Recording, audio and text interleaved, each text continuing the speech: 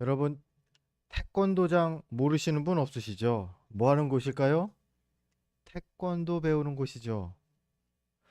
저도 어릴 때 초등학교 입학하기 전부터 태권도를 배웠습니다. 명색이 그래도 8살 때 1품, 그러니까 검은띠 직전이죠. 품띠. 어른으로 치면 1단까지 국회의원 가서 땄어요.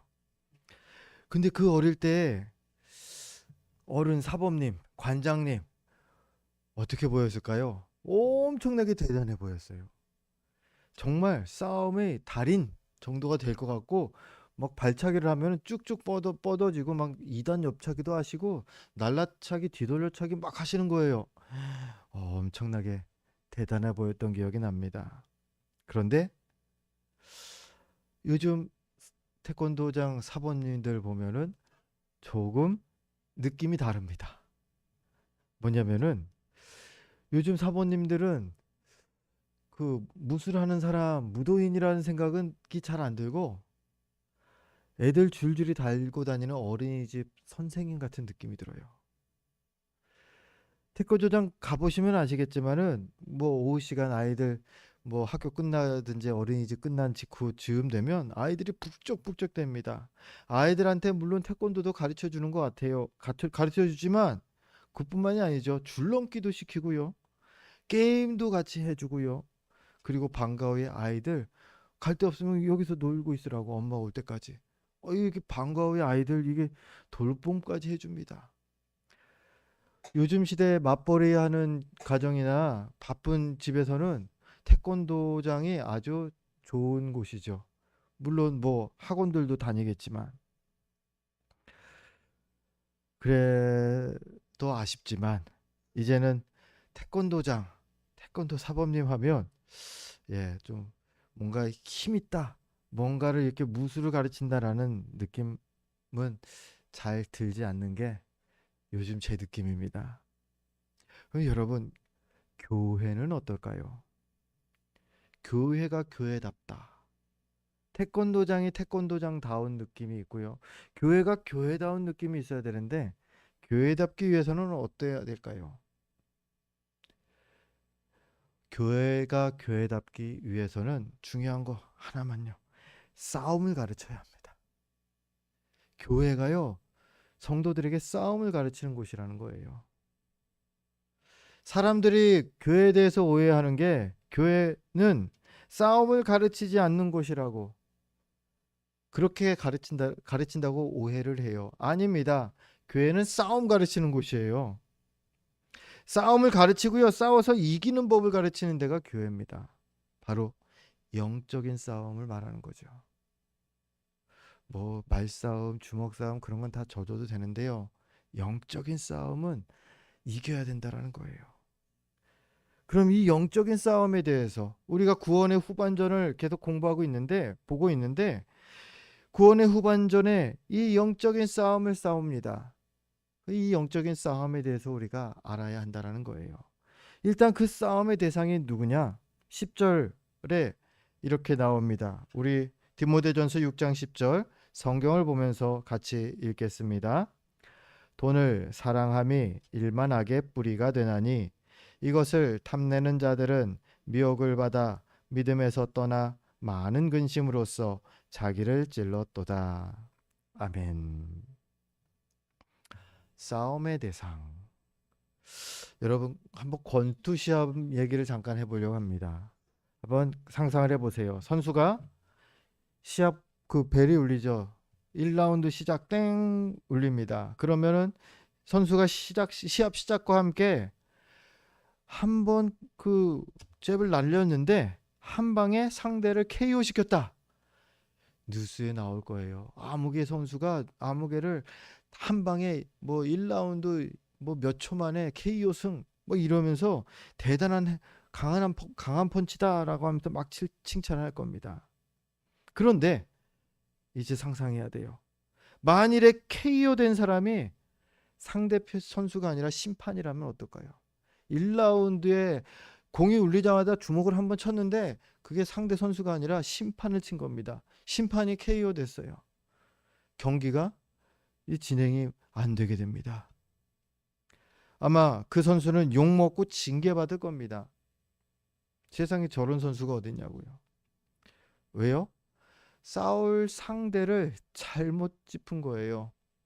심판은 상대가 아니에요. 우리가 싸울 상대는 상대의 그 글러브를 끼고서 있는 그 상대겠죠. 그 상대에게 주먹을 날려야지 엉뚱한 상대를 나의 적이라고 생각해갖고 싸움을 걸면 안 된다는 겁니다. 오늘 믿음의 싸움, 이 영적인 전투도 마찬가지예요. 우리가 누구하고 상대하고 싸우고 있느냐를 정확히 알아야 돼요. 오늘 10절 말씀 유명하죠. 다 많이들 알 겁니다. 그래서 오해를 합니다. 믿음의 선한 싸움을 싸우기 위해서 영적 전투를 싸울 때 우리는 돈하고 싸워야 된다라고 오해를 해요. 이게 돈이 우리의 적이라고 말합니까? 아니에요. 돈을 그냥 사랑하는 거는 우리의 적을 키우는 것의 그 시작에 불과하다가 오늘 말씀이에요. 우리의 적은 무엇입니까? 10절에서 보면 이런 단어가 나옵니다. 일만악.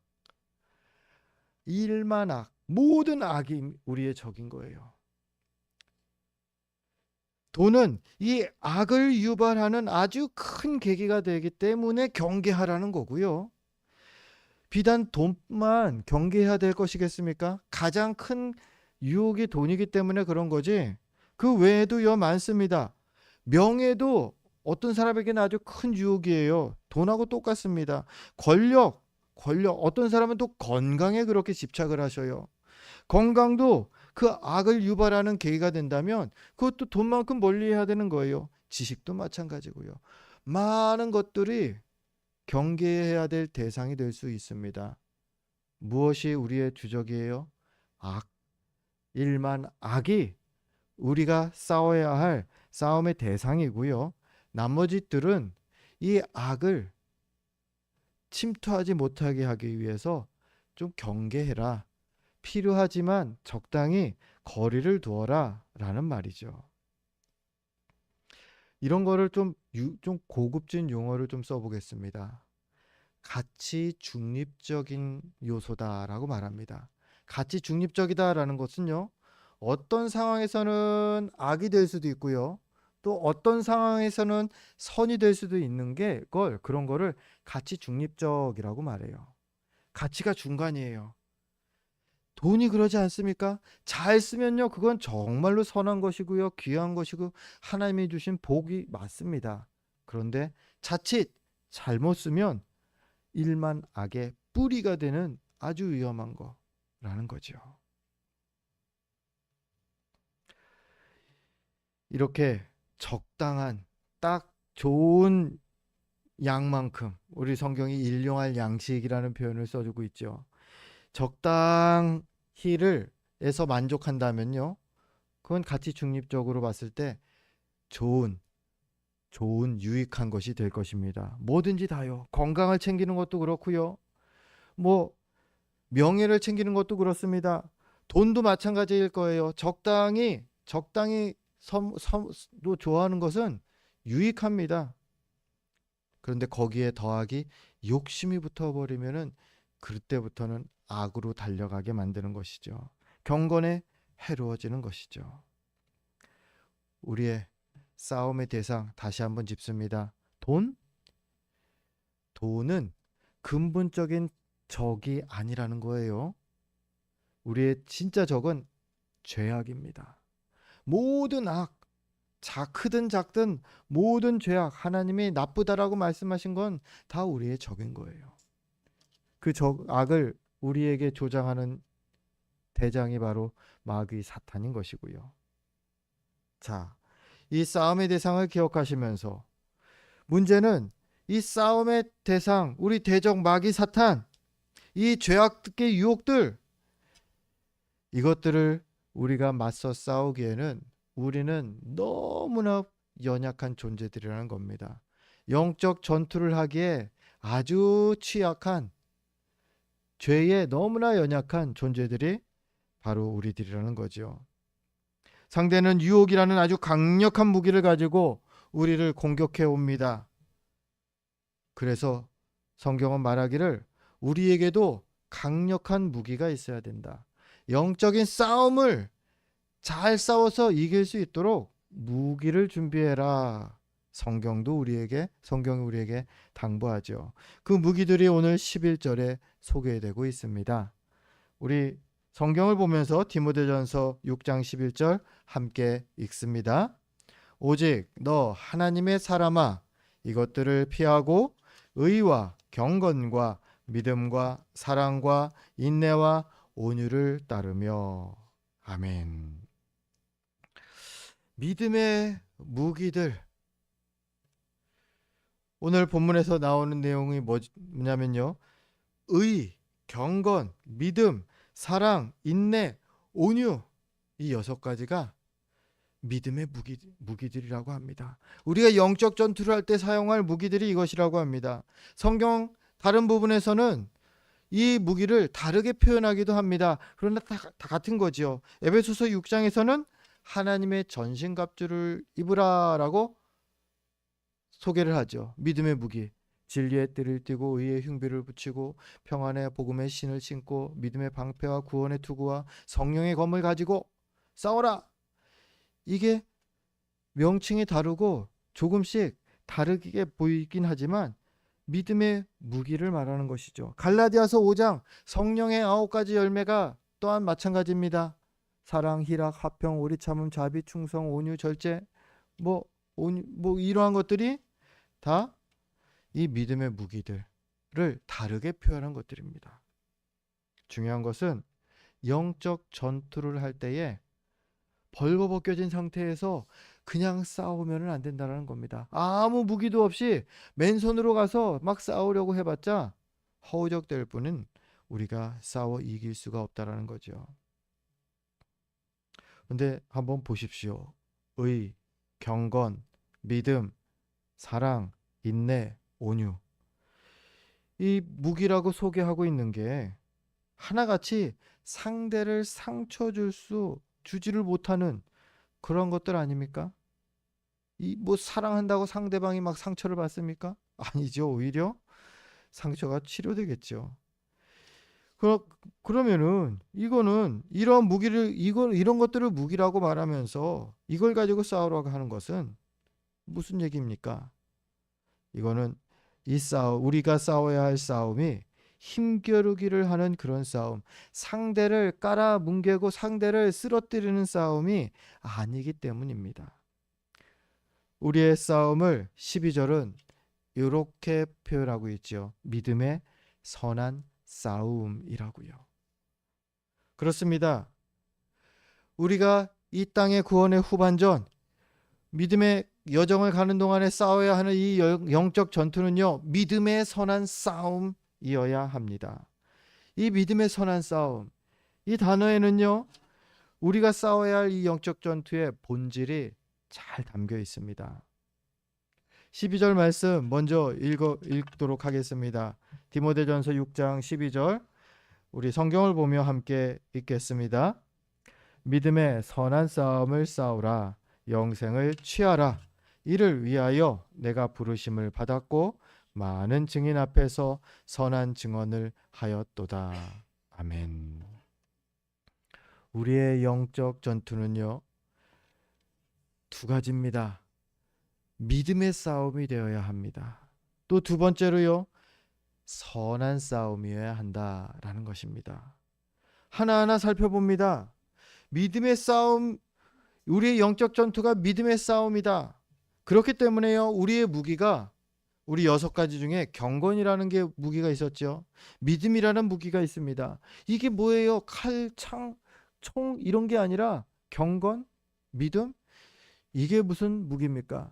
바로 믿음의 싸움이기 때문에 그래요. 먼저 경건입니다. 경건이 왜 무기가 되느냐? 야고보서 1장 27절에서는 이 경건을 이렇게 정의하고 있어요. 새 속에 물들지 않는 것. 즉 죄악된 새 속에 물들지 않는 것이 경건이다라는 거 설명합니다. 마치 이런 거죠. 깨끗한 물이 있습니다.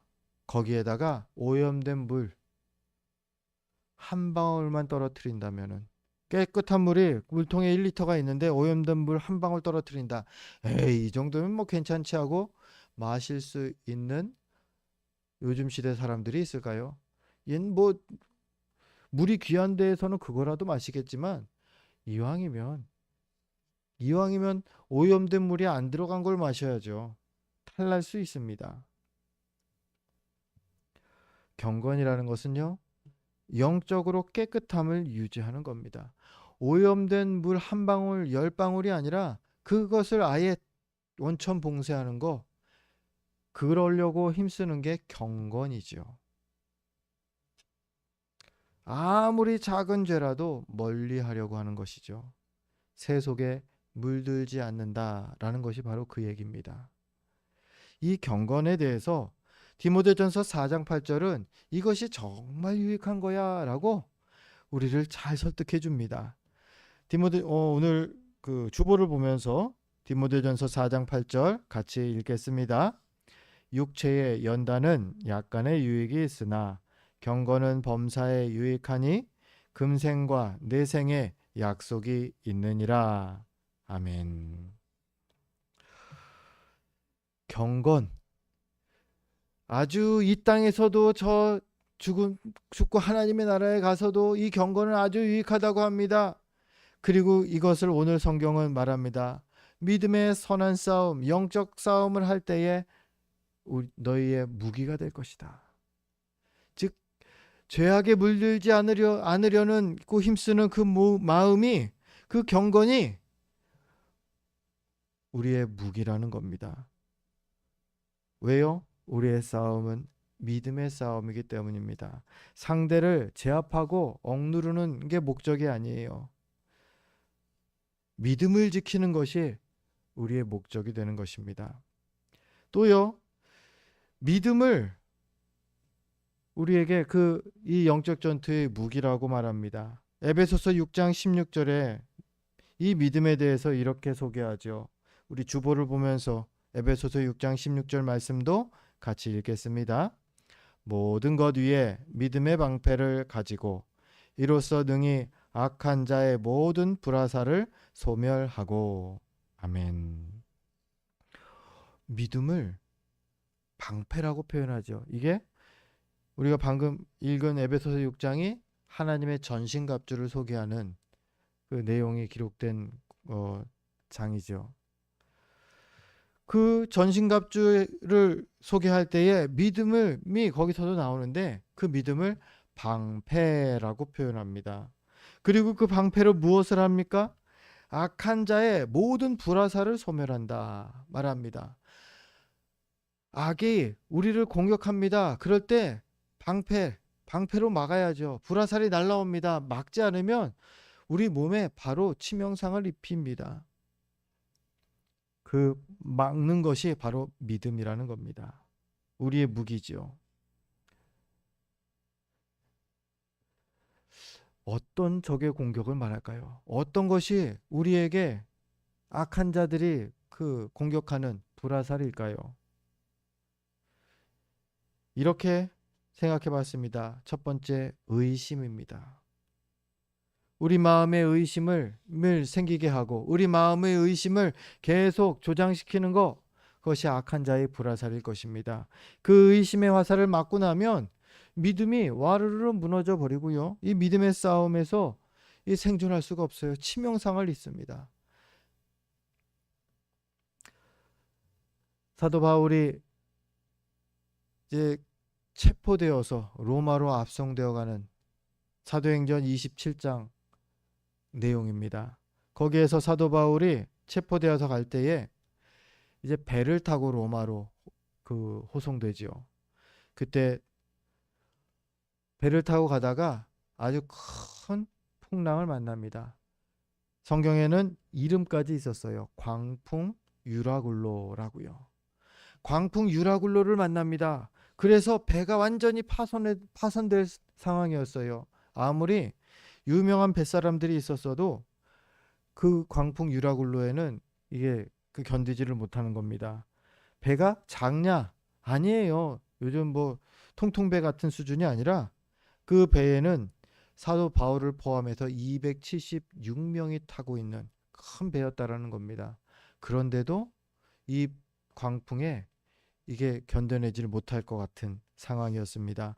그래서 사람들이 막 동요합니다. 불안해합니다. 다들 탈출하려고 합니다.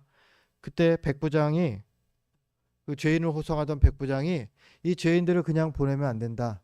그래서 죽이는 것을 마음에 결심을 합니다. 그때 사도 바울이 그 자리에서 일어나서 그 뱃사람들과 군인들을 진정시킵니다. 뭐라고요? 지난밤 하나님께서 나에게 말씀하셨다. 너희들을 내가 다 구원하겠다고. 나는 그렇게 하실 하나님을 믿노라. 사도 바울이 이렇게 말합니다. 나는 하나님을 믿노라.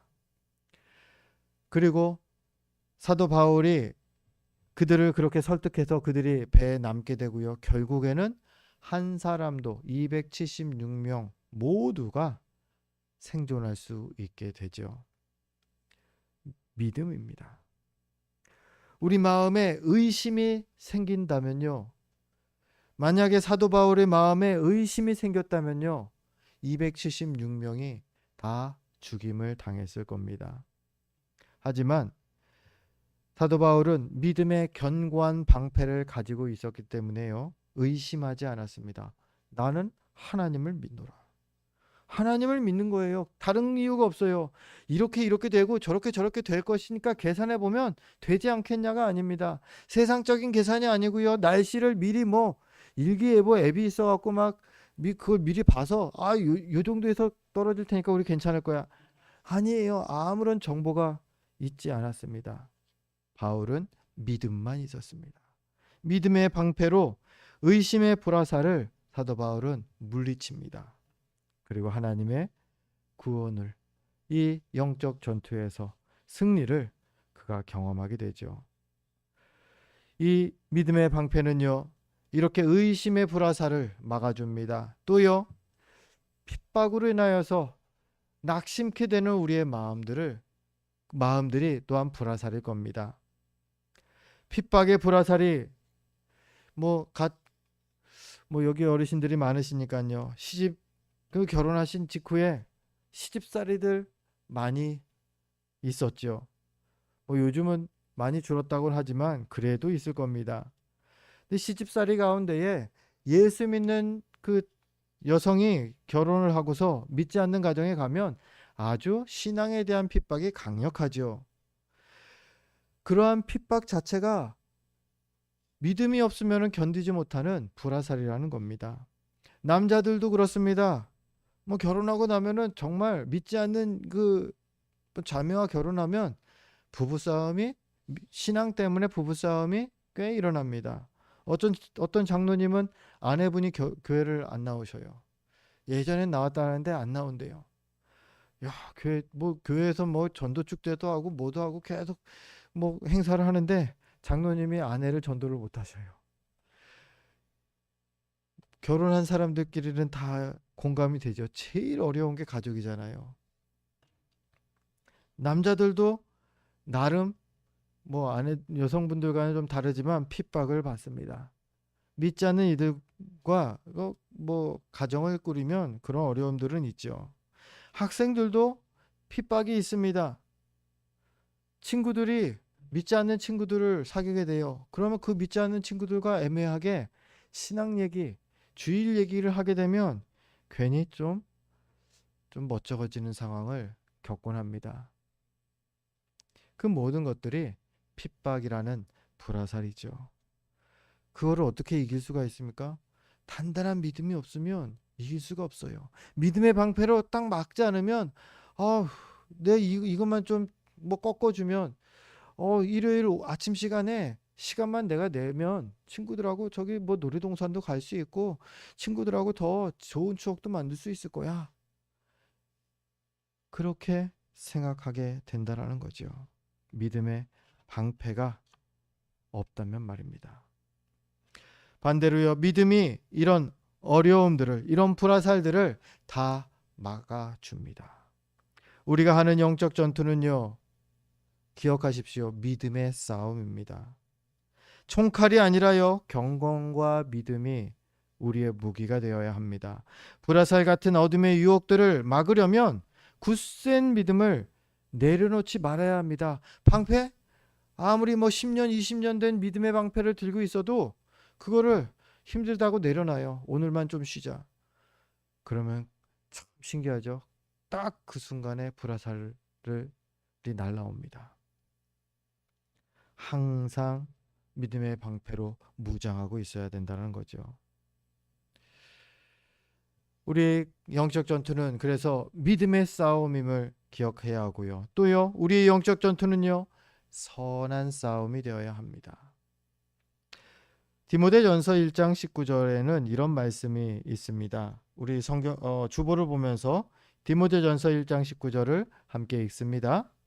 믿음과 착한 양심을 가지라. 어떤 이들은 이 양심을 버렸고 그 믿음에 관하여는 파선하였느니라. 무엇을 가지라고 합니까? 믿음을 가지라고 합니다. 왜요? 믿음의 싸움이니까요. 그런데 동시에 무엇을 또 성경에 우리에게 권면하냐면요, 선한 양심입니다. 아니, 믿음과 무슨 상관이 있는데요? 믿음으로 우리 구원받는 거 아닙니까? 맞습니다. 그런데도 불구하고 선한 양심을 성경은 우리에게 요구합니다. 선함이, 왜냐하면 무기이기 때문입니다. 오늘 성경에서는 선함에 대해서 이런 단어들로 표현되고 있습니다. 의, 사랑, 인내, 온유. 이런 게 선한 성품이겠죠. 선한 양심이겠죠. 이런 선함이 영적 싸움을 하는 데 있어서 우리의 무기가 되어준다라는 겁니다. 반대로요, 선을 잃어버리게 되면요, 거기로 이제 우리 적의 그 악의 공격이, 강력한 공격이 이제 시작된다라는 것이죠. 우리의 영적 전투의 무기는 선이어야 합니다. 선으로 싸워야지 악을 도구로 사용하면 안 됩니다. 어떤 사람 말합니다. 뭐로 가도 서울만 가면 되지 않습니까? 아니요. 하나님은 과정도 중요시합니다. 그 이유가, 그 근거로 십자가를 우리가 기억하면 되지 않습니까? 하나님께서 과정을 중요시하기 때문에 십자가를, 독생자 예수 그리스도를 보내서 지게 하신 거지, 만약에 결과만 요구하셨다 그러면은 그냥 이랬을 거예요. 그래, 너희들 그냥 죄 없다고 하자. 그냥 죄 없다고 하고 그냥 다 천국으로 와라. 아니면 그냥 너희들 다 죽어라. 이렇게 하셨을 거예요. 그런데 하나님께서는 십자가라는 과정을 만드십니다. 왜요? 하나님의 의로우심을 훼손하지 않는 방법이기 때문에요. 그리고 그 십자가로 예수님께서 모든 인류의 죄값을 대신 갚게끔 하시죠. 만약 과정을 무시하셨다면요, 십자가는 존재할 필요도 없었습니다. 다시 돌려 말씀드리면요, 하나님도 영적 전투 가운데에서 이 선함을 잃지 않으시려고 항상 힘쓰신다라는 겁니다. 하나님은 힘 안 쓰실 것 같아요? 아니요. 힘 쓰십니다. 의로우시기 위해서, 사랑을 잃지 않고 인내하기 위해서, 온유하시기 위해서 항상 힘 쓰십니다. 갈라디아서 6장 9절은 그래서 우리에게도 이렇게 당부하지요. 우리가 선을 행하되 낙심하지 말지니 포기하지 아니하면 때가 이름에 거두리라. 선한 양심을 가지시기 바랍니다. 그 선한 양심으로 끝까지 인내하시면요, 때가 이르면 귀한 열매를 거두게 하시겠다 약속하십니다. 이제 말씀을 정리합니다. 구원의 후반전, 우리 믿음의 선한 싸움을 싸우는 이 기간, 영적 전투가 계속될 것입니다.